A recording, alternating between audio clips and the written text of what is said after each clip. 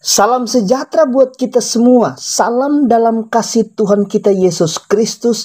Salam sehat selalu dan tetap kuat di dalam Tuhan. Puji Tuhan, perenungan kita hari ini saya beri judul, jangan coba-coba dustai istrimu. Saya coba mengangkat judul ini sebab kenyataannya ada beberapa suami-suami coba-coba mendustai istri untuk menutupi kesalahan-kesalahannya. Suami-suami mendustai istri karena untuk menjaga perasaan istri. Artinya begini, jika suami coba-coba mendustai istri, harusnya ia berpikir panjang. Harusnya suami-suami itu berpikir matang-matang. Sebab di dalam sejarah, di dalam Alkitab, istri-istri itu berdusta sudah belajar langsung dengan iblis. Bahkan sudah berbicara langsung dan face to face dengan setannya. Berbicara langsung dengan iblis sebagai bapa dari segala pendusta. Kita akan baca di dalam Yohanes pasal 8 ayatnya yang ke-44. Firman Tuhan berkata, iblislah yang menjadi bapamu dan kamu ingin melakukan keinginan-keinginan bapamu. Ia adalah pembunuh manusia sejak semula dan tidak hidup dalam kebenaran, sebab di dalam dia tidak ada kebenaran.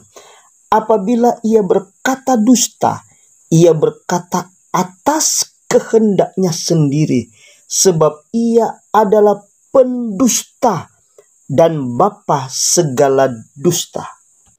Puji Tuhan, dan sebelum kita kembali membaca, mendengarkan, serta akan merenungkan firman Tuhan, kembali kita satu di dalam doa.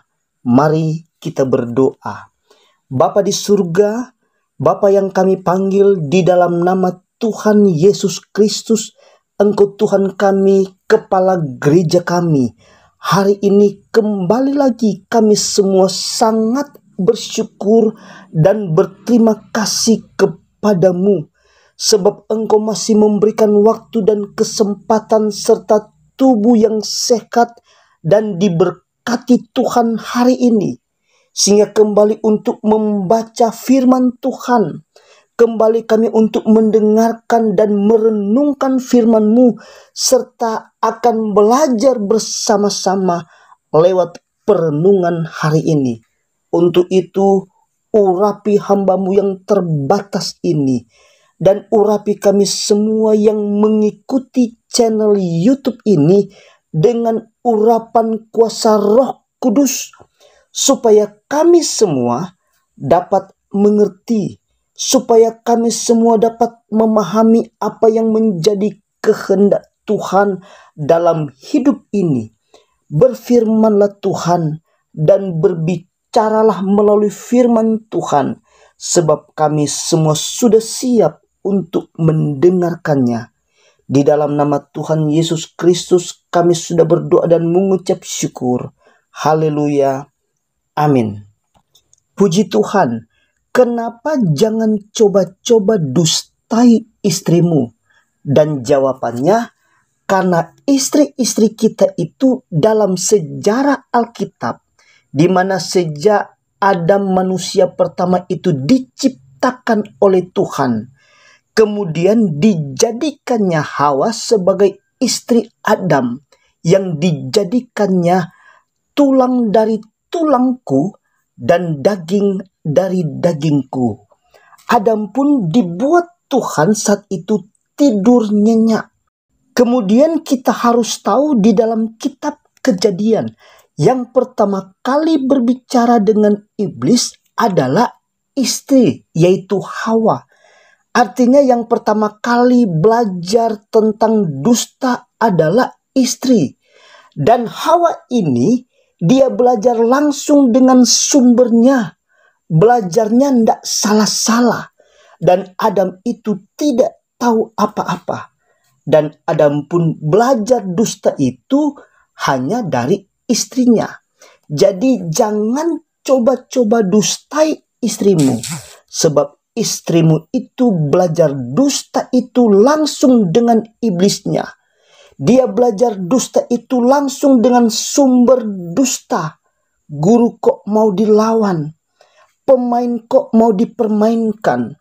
Artinya begini, kalau suami coba-coba mendustai istri, sebenarnya istri itu sudah tahu bahwa suaminya sudah berdusta. Minimal istrinya sudah curiga. Tapi istri-istri itu biasanya pura-pura tidak tahu dengan alasan untuk jaga wibawa suami, untuk jaga harga dirinya, dan lain sebagainya. Dusta atau berbohong mungkin kita anggap itu dosa yang kecil, tidak apa-apalah. Tapi ingat, dalam Roma pasal 6 ayatnya yang ke-23 firman Tuhan berkata, sebab upah dosa ialah maut. Artinya dosa apa saja yang diperbuat alamatnya maut. Yeskiel pasal 13 ayatnya yang ke-8. Berdusta atau berbohong akan menjadi lawannya Tuhan. Ayatnya yang ke-8 firman Tuhan berkata, sebab itu beginilah firman Tuhan Allah, oleh karena kamu mengatakan kata-kata dusta dan melihat perkara-perkara bohong, maka aku akan menjadi lawanmu. Demikianlah firman Tuhan Allah. Dan di dalam Amsal pasal 12 ayatnya yang ke-22, orang yang dusta bibirnya adalah kekejian bagi Tuhan. Bahkan untuk lebih jelas lagi, kalau kita akan membaca di dalam kitab Wahyu pasal 21 ayatnya yang ke-8. Ternyata dosa dusta, dosa berbohong itu sama dengan dosa orang-orang keji, dosa orang-orang pembunuh. Ayatnya yang ke-8 firman Tuhan berkata, tetapi orang-orang penakut, orang-orang yang tidak percaya, orang-orang keji, orang-orang pembunuh, orang-orang sundal, tukang-tukang sihir, penyembah-penyembah berhala, dan semua pendusta, kita garis bawahi semua pendusta, mereka akan mendapat bagian mereka di dalam lautan yang menyala-nyala oleh api dan belerang. Inilah kematian yang kedua. Puji Tuhan, kalau saja bisa digolongkan ada dosa besar dan ada dosa kecil. Ternyata ukuran Alkitab, apakah itu dosa besar ataupun itu dosa kecil, semuanya tidak akan mendapat bagian dalam kerajaan sorga, melainkan akan masuk dalam lautan yang menyala-nyala oleh api dan belerang, atau neraka kekal selama-lamanya. Percaya atau tidak, firman Tuhan berkata, firman itu ya dan amin. Akhirnya Matius pasal 5 ayatnya yang ke-37 berkata, jika ya, hendaklah kamu katakan ya. Jika tidak, hendaklah kamu katakan tidak.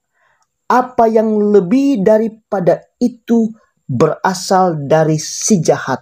Demikianlah perenungan kita hari ini. Tuhan Yesus memberkati kita semua.